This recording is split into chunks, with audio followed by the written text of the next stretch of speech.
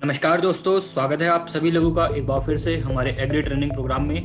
मैं हूं Shivam single, agree trainer, और आज हम लोग बात करने वाले हैं एक new product Vestige agri aqua gel की, जो कि अभी कुछ ही समय पहले वेस्टीज के द्वारा लॉन्च किया गया था अप्रैल मंथ में। एंड बहुत सारे क्वेश्चन आ रहे थे लोगों के मन में कि ये प्रोडक्ट कैसे काम करता है, क्या इसका यूजेस हैं, क्या बेनिफिट्स हैं, और अलग अलग टाइप के FAQs लोगों के मन में थे। सो आज हम लोग इस सेशन में इसको समझने की कोशिश करेंगे। लास्ट में फिर इससे संबंधित जितने भी फ्रिक्वेंटली आस्क्ड क्वेश्चंस हैं, FAQs जो हैं, उनको रिजॉल्व करने की कोशिश करेंगे। एंड देन सबसे लास्ट में समझेंगे कि इसके डेमो कैसे किए जा सकते हैं। तो चलिए स्टार्ट करते हैं।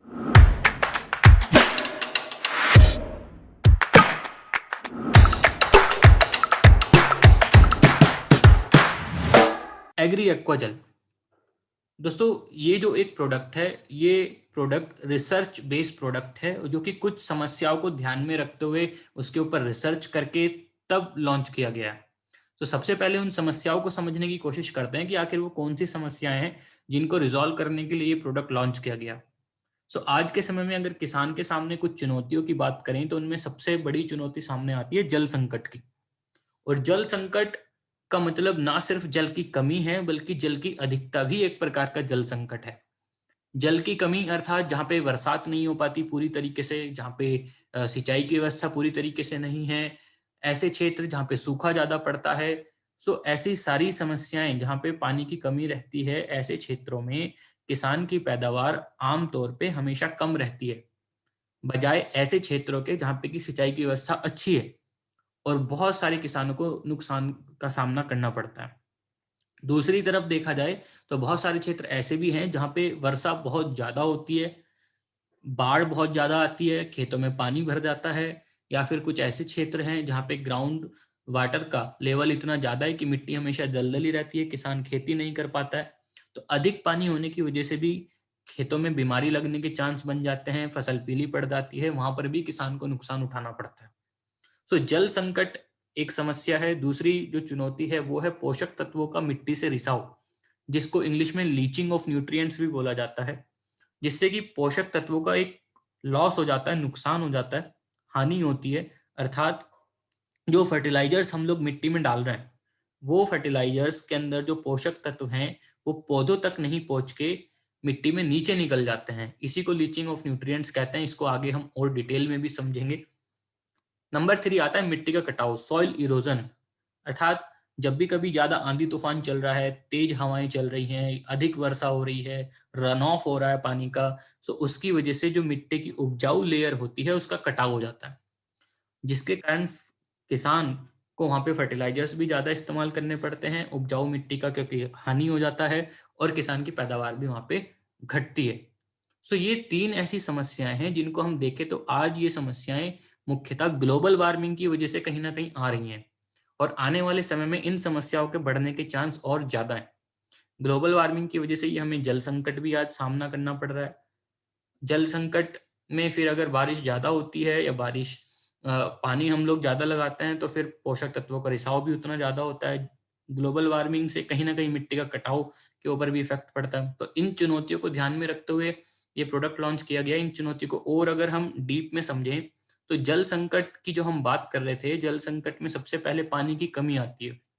तो जहाँ पे पानी की कमी रहती है, हमारे देश में ऐसे बहुत सारे क्षेत्र हैं। जैसे हम महाराष्ट्र की बात करें, सेंट्रल इंडिया जो है, MP, महाराष्ट्र, एंड देन फिर तेलंगाना का कुछ भाग, और उधर गुजरात का भी कुछ भाग। सो बहुत सारे क्षेत्र ऐसे हैं जहाँ पे पानी की समस्या इतनी ज्यादा होती है कि किसान को मालूम नहीं होता कि अगली बार वर्षा कब होगी या सिंचाई के लिए पानी कम मिल पाएगा। तो ऐसे क्षेत्रों में हमेशा जो किसान की पैदावार आती है वो कम आती है, और हम अलग अलग प्रकार की न्यूज़ भी अपने टेलीविजन पे देखते रहते हैं कि इन क्षेत्रों से कैसे किसानों की फसलें खराब होने की न्यूज़ेस आती हैं। दूसरी तरफ ऐसे क्षेत्र हैं जहाँ पे पानी की अधिकता है। जैसे हम बिहार की बात करें, वहाँ पे बाढ़ हर साल आती है। कुछ क्षेत्र उड़ीसा में, बंगाल में, नॉर्थ ईस्ट में। सो ऐसी जगहों पर भी किसान की जो फसल का नुकसान हो रहा है वो पानी की अधिकता की वजह से हो रहा है। हरियाणा में कुछ क्षेत्र ऐसे हैं जहाँ पे ग्राउंड वाटर का लेवल इतना ज़्यादा है कि वो मिट्टी हमेशा दलदली रहती है, वहाँ पे किसान खेती कर ही नहीं पाता है। जल संकट एक इतनी बड़ी चुनौती होने जा रही है आज किसान के सामने कि उसकी जो पैदावार है वो बहुत ज़्यादा वहाँ पे हैम्पर होती है, पैदावार के ऊपर बहुत बड़ा प्रभाव पड़ता है। दूसरी जो समस्या थी वो है पोषक तत्वों का रिसाव। पोषक तत्वों का रिसाव अगर हम समझने की कोशिश करें, तो जो हम फर्टिलाइज़र्स अपनी मिट्टी में डालते हैं, होता क्या है, फर्टिलाइज़र्स जो अभी हमने डाले थे वो मिट्टी की टॉप लेयर में अभी हमने डाले हैं। लेकिन उसके बाद जब हम सिंचाई के लिए पानी लगाते हैं या बरसात होती है, तो बरसात का जो पानी आता है, उस पानी के साथ या जो सिंचाई लगाई है उसके पानी के साथ ये जो न्यूट्रिएंट्स हैं, पोषक तत्व हैं, वो धीरे-धीरे, धीरे-धीरे मिट्टी में नीचे निकल जाते हैं। इतना नीचे निकल जाते हैं कि वो पौधे की जड़ जो है उनकी पहुँच से दूर हो जाता है। ऐसे ही जो पोषक तत्व हैं जो पौधे की जड़ से दूर हो गए, उनकी पहुँच से दूर हो गए, उसको पौधे ग्रहण नहीं कर पाएँगे। वो फर्टिलाइज़र आपका लॉस हो गया एक तरीके से। एंड उसकी खपत, उसकी भरपाई करने के लिए अब आपको और एक्स्ट्रा फर्टिलाइज़र डालना पड़ेगा। नुकसान क्या हो रहा है कि एक तो समय पे पोषक तत्व मिल नहीं पाए पौधे को। नंबर 2, आपको और ज़्यादा फर्टिलाइज़र डालना पड़ा। एंड नंबर 3, जो पोषक तत्व नीचे निकल गए, जो फर्टिलाइज़र नीचे निकल गया, वो मिट्टी की उर्वरक क्षमता को भी प्रभावित करता है, उसके पीएच लेवल को भी प्रभावित करता है।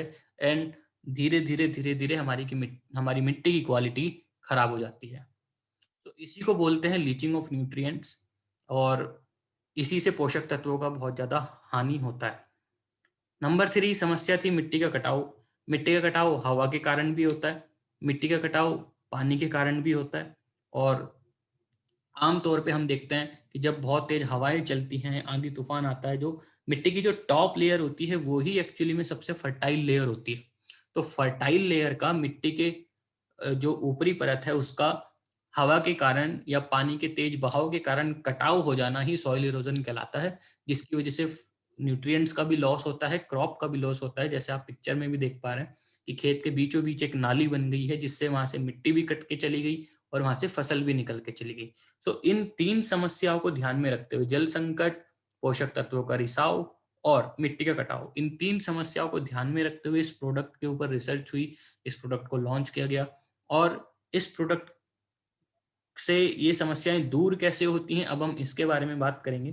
तो वेस्टीज का जो एग्री एक्वा जेल है, ये बेसिकली है क्या? ये एक ऑर्गेनिक सुपर एब्जॉर्बेंट पॉलीमर है। सुपर एब्जॉर्बेंट पॉलीमर है, दैट मीन्स ये एक ऐसा कोई इसके अंदर पदार्थ है जो कि एब्जॉर्ब करने की क्षमता रखता है। सुपर एब्जॉर्बेंट, ऑर्गेनिक है, राइट? तो बायोडिग्रेडेबल है, धीरे धीरे धीरे धीरे मिट्टी में से खत्म हो जाता है। इसकी अपीयरेंस की बात करें तो सफेद सफेद छोटे छोटे दाने होते हैं, जैसे हम लोग किचन में सूजी का इस्तेमाल करते हैं उसके जैसे दाने होते हैं। और उन दानों की क्षमता होती है कि वो अपने वजन के 500 गुना तक पानी को अब्जॉर्ब कर सकते हैं। तो सुपर एब्जॉर्बेंट है, इस तरीके से डिजाइन किया गया कि वो फसल के ऊपर होने वाले खर्चे को कम करने में सहायता करता है, और पोषक तत्वों को पौधे तक अच्छे से पहुंचने में सहायता करता है, जिससे फसल की पैदावार भी अच्छी होती है और गुणवत्ता भी अच्छी प्राप्त होती है। अब ये काम कैसे करता है उसको समझते हैं। जैसे जब हम जल संकट की बात कर रहे थे, तो आमतौर पे क्या होता है कि जब भी हम कोई पानी लगाते हैं या फिर जब भी कोई बरसात होती है, तो वो पहले मिट्टी की टॉप लेयर को गीला करती है, और धीरे धीरे जो भी एक्सेस वाटर होता है वो मिट्टी में या तो नीचे निकल जाता है, राइट, और कुछ हिस्सा इवापोरेट हो जाता है सूर्य के कारण। अब क्या होगा, मान लीजिए आप अपना खेत तैयार कर रहे हैं, आप उसमें पहले से ही एग्री एक्वा जल का प्रयोग मिट्टी में करवा सकते हैं, तो एग्री एक्वा जल के दाने मिट्टी में बने रहेंगे। अब अगर आप एक बार भी सिंचाई करते हैं या फिर एक बार भी बरसात होती है, तो वो जो पानी आया है वो पानी एग्री एक्वा जल के दानों के द्वारा एब्जॉर्ब कर लिया जाता है। अब क्या होगा, वो जो एब्जॉर्ब किया गया पानी है वो जेल बन जाएगा। ना तो वो जेल अब नीचे जा रहा है जमीन में, जैसे पहले पानी नीचे निकल जाता था, तो ये जेल नीचे नहीं निकल रहा है, ये इवेपोरेट नहीं हो रहा है, ये मिट्टी की टॉप लेयर में बना हुआ है, और धीरे धीरे धीरे धीरे हर दिन कुछ ना कुछ हिस्सा पानी का रिलीज करते रहता है। इसका जो खास जो फॉर्मूला है वो यही है कि ये पानी को अब्सॉर्ब भी करता है, एंड देन धीरे धीरे छोटी छोटी मात्रा में उसको रिलीज भी करता है। पहले समस्या क्या थी कि वो एकदम से पानी आता था फिर निकल जाता था, फिर उसके बाद फसल को पानी मिल नहीं पाता था। अब क्या होगा, अब फसल को पानी लगातार वहां पे मिलता रहेगा, वहां पे नमी की समस्या नहीं होगी, फसल को थोड़ा थोड़ा पानी जितना उसको चाहिए वो मिलता रहेगा। सो ऐसे में अगर बरसात नहीं भी होती है या आप पानी नहीं भी लगा पाते हैं या सूखा पड़ने वाले जो क्षेत्र थे, ऐसे जगहों पे फसल स्ट्रेस में नहीं आएगी और फसल की ग्रोथ अच्छी होगी। दूसरा, जहाँ पे जल भराव हो जाता है, जहाँ पे अधिक पानी होता है, मान लीजिए बरसात ज़्यादा हो गई, बाढ़ आ गई, आपके खेत में पानी भर गया, आपने कट लगाया, खेत में कहीं पानी एक्सेस वाटर आपने निकाल भी दिया, लेकिन अभी भी मिट्टी आपकी दलदली हो रखी है, आपकी मिट्टी में अभी भी पानी है। भले ही आप कितना भी एक्सेस वाटर निकाल दें, बट मिट्टी क्योंकि सैचुरेट हो जाती है, सो वहाँ पे पानी रहता है और वो फसल को कहीं न कहीं पीला कर देता है या फिर जड़ गलन की समस्या आ जाती है, तरह-तरह के रोग वहाँ पे आ जाते हैं। सो ऐसे केसेस में अगर आप ऊपर से जाके एग्री एक्वा जेल भी डाल देते हैं, तो जितना भी एक्सेस वाटर होता है वो उन सबको अब्ज़ॉर्ब करके जेल बना देता है। तो उस जेल को आप चाहे तो वहीं छोड़ सकते हैं खेत में, चाहे तो निकाल के बाहर भी कर सकते हैं अगर ज़्यादा बड़ा आपका खेत नहीं है तो। ऐसे में फसल के पीले पड़ने का जो संभावना थी या जो वहाँ पे रोग लगने की संभावना थी, वो वहाँ पे खत्म हो जाती है और हमारी फसल सुरक्षित रहती है। ऐसे क्षेत्र जहाँ पे ग्राउंड वाटर का लेवल अधिक है, ऐसे क्षेत्रों में भी हम इसका प्रयोग करवा सकते हैं ताकि जो एक्सेस वाटर है, वो इसके द्वारा अब्ज़ॉर्ब किया जा सके। इसके बाद पोषक तत्वों के रिसाव से ये कैसे बचाता है? अभी हमने समझा कि एग्री एक्वाजेल जो है वो वाटर को अब्ज़ॉर्ब करता है। तो जब एक्वाजेल मिट्टी में पड़ा हुआ है तो वो सिर्फ़ पानी को ही अब्ज़ॉर्ब नहीं कर रहा है, बल्कि पानी में जो घुलनशील पोषक तत्व हैं, उन सबको भी अपने अंदर अब्ज़ॉर्ब कर रहा है। क्योंकि जितना भी फर्टिलाइज़र्स आप लोग डालते हैं, वो मिट्टी में मौजूद पानी के अंदर घुल जाता है और जो पानी के साथ घुले हुए पोषक तत्व हैं, जब एक्वा जल पानी को अब्ज़ॉर्ब करता है, तो पानी के साथ-साथ वो पोषक तत्व भी अब्ज़ॉर्ब कर लिए जाते हैं। तो नॉर्मल सिचुएशन में क्या होता था कि जो पोषक तत्व थे, वो पानी के साथ घुल के धीरे-धीरे मिट्टी में नीचे निकल जाते थे। लेकिन अब क्या होगा? अब पानी और पोषक तत्व दोनों ही एक्वा जल के द्वारा अब्ज़ॉर्ब कर लिए गए। वो मिट्टी की टॉप लेयर में बने रहेंगे। धीरे-धीरे एक्वा जल उनको रिलीज़ करता रहेगा और पौधे उसको लगातार लेते रहेंगे। तो जैसे कि आप पिक्चर में भी देख रहे हैं कि पहले सिचुएशन में पौधे की ग्रोथ उतनी अच्छे से नहीं हो पाती थी क्योंकि उसे बराबर रूप से फर्टिलाइज़र या बराबर रूप से पोषक तत्व नहीं मिल पाते थे। आपने डाल तो दिया, एक बार के लिए उसको बहुत ज़्यादा मिला, बट आने वाले समय में धीरे-धीरे, धीरे-धीरे उसकी अवेलेबिलिटी कम हो गई, न्यूट्रिएंट्स सही से मिल नहीं पाए पौधे को, तो ग्रोथ कम हो गई। बट एक्वा जेल डालने के बाद वो बराबर रूप से हर दिन पौधे को मिलता रहेगा, जिससे पौधा स्ट्रेस में नहीं आएगा और उसकी ग्रोथ अच्छी होगी। सो ऐसे में सबसे अच्छा पॉइंट ये होगा कि जो किसान को एक्सेस फर्टिलाइज़र डालना पड़ता था या जो ज़्यादा खर्चा करना पड़ता था, वो भी कम होगा और मिट्टी में जो केमिकल फर्टिलाइज़र ज़्यादा जा रहा था, उसकी मात्रा भी हम कम कर पाएँगे। नंबर 3 है मिट्टी के कटाव से बचाता है। सो जब हम एक्वा जेल का प्रयोग करते हैं तो वाटर को अब्ज़ॉर्ब करके, न्यूट्रिएंट्स को अब्ज़ॉर्ब करके मिट्टी के कणों को भी आपस में बाँध के रखता है। मिट्टी थोड़ी सॉगी हो जाती है, जेल टाइप की हो जाती है हल्की-सी एंड थोड़ा भारीपन उसके अंदर आ जाता है। सो ऐसे में हवा के कारण उसका उड़ना, हवा के कारण कटाव होना या पानी के कारण कटाव होने वाली जो संभावनाएँ हैं वो काफ़ी हद तक खत्म हो जाती हैं। मिट्टी की जो जल धारण क्षमता है वो भी बहुत अच्छी तरीके से बढ़ती है और पौधों का विकास भी वहाँ पे फिर अच्छे प्रकार से होता है। सो इन 3 चीज़ों में बहुत अच्छे रूप से ये रिज़ल्ट देता है और जो की फीचर्स इसके आते हैं वो यही आते हैं कि ये पानी को 50% तक बचा सकता है। जो व्यक्ति पहले बहुत इरिगेशन करता था, बहुत ज़्यादा पानी लगाता था, सो वहाँ पे वो अपने पानी के खर्चे को बचा सकता है। जिन क्षेत्रों में सूखा पड़ता था वहाँ पे फसल की पैदावार कम आती थी, उन क्षेत्रों में इसका आप यूज़ करेंगे तो वहाँ पे पैदावार अच्छी आएगी। जो लोग एक्सेस ऑफ फर्टिलाइज़र्स यूज़ करते थे, ज़्यादा फर्टिलाइज़र्स लगाना पड़ता था बार-बार, वहाँ पे आप फर्टिलाइज़र भी 40% तक सेव कर सकते हैं और ये अपने वज़न के 500 टाइम्स तक वाटर को होल्ड करने की कैपेसिटी रखता है। और क्या बेनिफिट्स हो सकते हैं इसके? अभी तो हमने इसके फंक्शंस को समझने की कोशिश की है। अगर हम इसके अदर बेनिफिट्स को समझें तो सबसे पहली चीज़ आती है सस्टेनेबल वाटर यूज़। वो हम समझ ही चुके हैं कि पानी को अच्छे से यूज़ करता है तो पानी की वहाँ पे बचत होती है।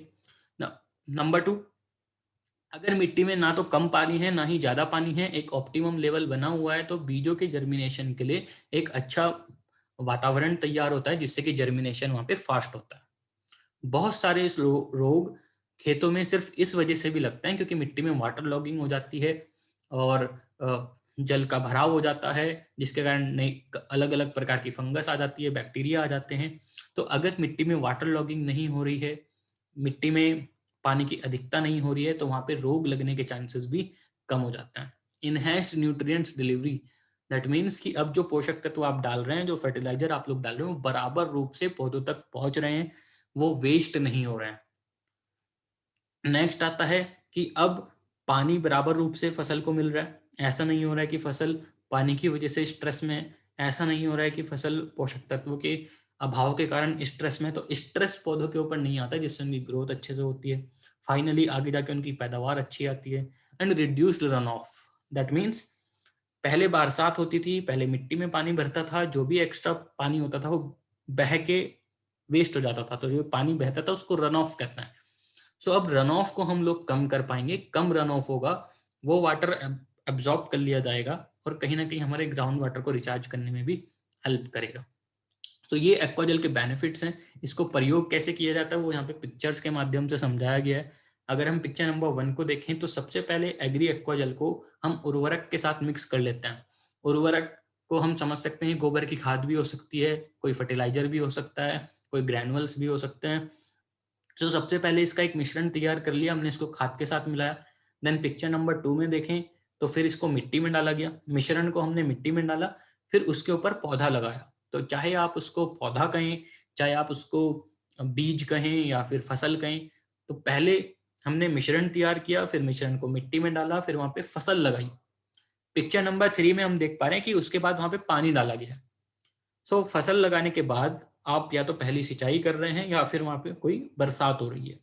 अब जो भी बरसात हुई है या जो भी पानी लगाया है वो, और जो आपने मिश्रण में उर्वरक डाला था वो दोनों चीजें एक्वाजल के द्वारा एब्जॉर्ब कर ली गई हैं, और वो जो जेल के रूप में उसके दाने हैं वो जड़ों के चारों तरफ विद्यमान हैं, जो कि आप पिक्चर नंबर 4 में देख सकते हैं, जिसमें से पौधे की जड़ें धीरे धीरे आवश्यकता अनुसार न्यूट्रिएंट्स एंड वाटर को एब्जॉर्ब करती रहेंगी, जिससे कि पौधे का जो ग्रोथ होगा वो बहुत अच्छा होगा।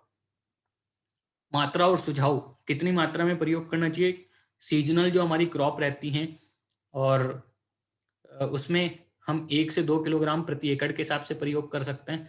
सबसे अच्छा है कि हम शुरुआत में ही खेत को तैयार करते समय प्रयोग करवाएं। जो हमारे 12 मासी पौधे हैं वहाँ पे अलग अलग पौधों के हिसाब से फिर वहाँ पे 40 से 80 ग्राम प्रति पौधे के अकॉर्डिंग हम प्रयोग कर सकते हैं। एमआरपी की बात करें तो 1850 रुपये का इसका एमआरपी है, 1 किलो की ये पैकिंग में आता है। वेस्टीज के डिस्ट्रीब्यूटर्स के लिए 1650 रुपये में अवेलेबल है और 55 पीवी भी उनको वहाँ पे मिल जाता है।